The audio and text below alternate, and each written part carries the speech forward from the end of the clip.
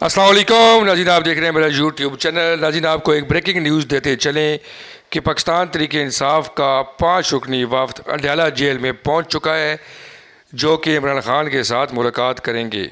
اس سے قبل بھی عمران خان کے ساتھ ملاقات کے لیے کافی انہوں نے کوششیں کیں۔ جس دوران SCO کانفرنس ہو رہی تھی، اس دوران PTI نے یہ شرط رکھی تھی کہ عمران خان کے ساتھ اگر ہماری ملاقات کرا دی جائے تو ہم لانگ مارچ نہیں کریں گے، اسلام آباد کی طرف چڑھائی نہیں کریں گے۔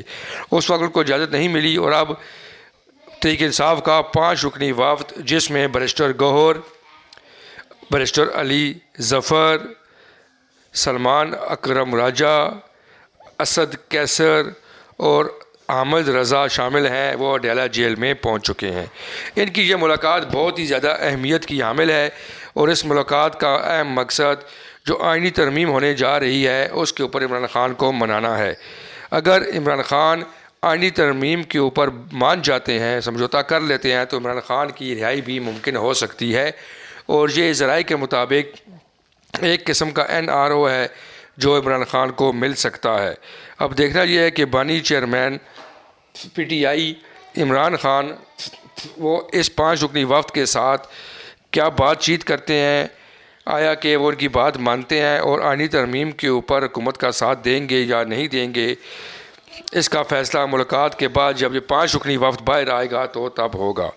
تو یہ 5 رکنی وفد کی جو ملاقات ہے یہ بہت ہی زیادہ اہم قرار دی جا رہی ہے۔ اگر آئینی ترمیم نہیں ہو سکتی، PTI نہیں مان رہی، مولانا فضل الرحمان بھی اکڑے ہوئے ہیں، تو حکومت کا چلنا مشکل ہو جائے گا، حکومت سسٹین نہیں کر سکے گی، اور حکومت جو ہے اس کو گھر جانا پڑے گا۔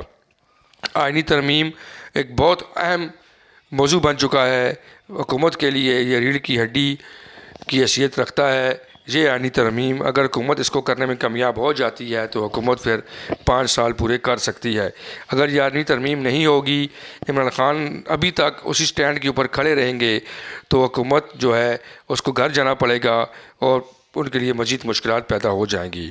تو آپ کو بریکنگ نیوز دیتے ہیں کہ PTI کا 5 رکنی وفد بیرسٹر گوہر کی قیادت میں ابھی اڈیالہ جیل میں موجود ہے، اور وہ عمران خان کے ساتھ ملاقات کر رہے ہیں۔